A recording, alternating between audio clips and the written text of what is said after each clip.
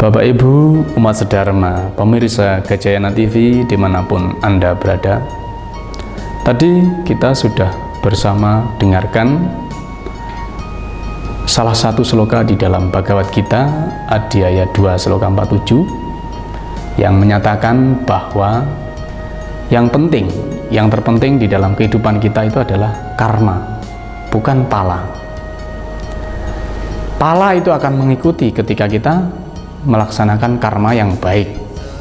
Artinya, ketika manusia itu sudah berbuat baik, berkarma dengan baik, menjalankan pekerjaannya dengan baik, ya, tanpa dia dihantui atau diliputi oleh motif ingin berhasil dengan baik, ya, atau dia menjadikan motif itu satu-satunya, motif hasil itu sebagai motif satu-satunya, maka hasil yang baik tentu akan mengikuti.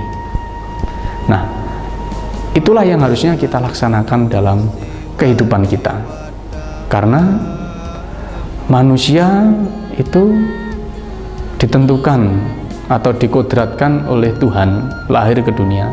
Yang widi mengudratkan kita menjadi manusia itu adalah dengan guna karma. Jadi kita bisa menggunakan karma itu dengan guna yang baik. Guna tadi adalah sifat. Jadi kalau karma itu sudah didasari oleh sifat yang baik, maka tentu dalam kehidupannya dia akan berpikir dua kali untuk mencapai hasil dengan cara-cara yang tidak etis, mencapai hasil dengan cara-cara yang melanggar dharma, melanggar hukum, melanggar norma, dan sebagainya. Nah, tentunya ini yang harus dijadikan sebagai pedoman bagi manusia dalam mencapai hasilnya. Jadi bukan hanya sekedar pokoknya yang penting berhasil, tetapi proses di sini lebih penting. Karena proses itu menentukan kualitas atau gunanya. Ya, kalau prosesnya tidak baik, maka kualitasnya tentu akan tidak baik. Walaupun hasilnya maksimal, mungkin nanti akan terjadi error di tengah-tengahnya, pasti akan terjadi pasti akan terjadi sesuatu yang error di dalamnya. Nah, ini yang harusnya kita jaga. Sehingga apa? Kita nanti ketika hanya berpacu atau hanya menjadikan hasil itu sebagai satu-satunya motif, pokoknya jadi, kemudian prosesnya kita abaikan. Nah, hasilnya memang bagus secara standarisasi, menurut kuantitasnya, ya, kuantitatifnya memang bagus, tetapi belum tentu secara kualitas itu bagus karena karmanya diabaikan. Tapi kalau karmanya itu dijadikan sebagai satu-satunya dasar utama untuk mencapai pala hasil yang baik, maka nanti ketika hasilnya itu sudah kita dapatkan, hasilnya sudah maksimal, hasil itu adalah hasil yang terbaik untuk kita. Nah, Bapak Ibu umat sedharma yang berbahagia, dalam masyarakat Jawa, konsep ini dikenal dengan istilah makaryo tan akaryo. Jadi, makaryo tan akaryo, berbuat sesuatu tetapi tidak merasa membuat sesuatu. Jadi, ketika orang sudah bisa terlepas dari motif-motif keinginan yang baik maupun yang kotor, yang tidak baik, ya, maka manusia akan bebas dari keterikatan, ya, dari keterikatan hasil maupun kerja yang dilaksanakan. Ia akan melakukan perbuatan itu dengan ikhlas, dengan enjoy, dengan senang, dengan tidak keterpaksaan. Tetapi kalau manusia sudah diliputi oleh motif-motif yang mengikutinya, maka manusia akan senantiasa terikat oleh hasil dan pekerjaannya. Nah, ini yang seringkali menjadi momok dalam kehidupan manusia. Manusia seringkali dilanda kegalauan, kebingungan, bahkan stres ketika dia melakukan pekerjaan tetapi tidak berhasil. Akhirnya apa? Gila. Ya. Nah, ini yang harus kita jaga. Tapi kalau kita tidak memiliki menjadikan hasilnya sebagai satu-satunya motif, mungkin kita tidak akan masalah. Kita sudah ikhlas, merelakan, legowo. Jadi memasrahkan semuanya itu kepada Tuhan. Kewajiban kita hanyalah berbuat. Kita hanya berbuat. Masalah hasil itu kita serahkan pada yang di atas, kepada Tuhan, dan beliaulah yang berhak menentukan nilai itu baik atau buruk. Kita hanya menjalankan karma kita sesuai dengan swadharma kita, sesuai dengan kewajiban kita, sesuai dengan apa yang harusnya kita lakukan dan apa yang sebaiknya kita lakukan. Nah, Bapak Ibu umat sedharma yang berbahagia, di dalam Bhagavad Gita tadi dicontohkan bagaimana Krishna memberikan nasihat kepada Arjuna, bahwa ketika itu Arjuna ada dalam kebingungan mau berperang, ya, untuk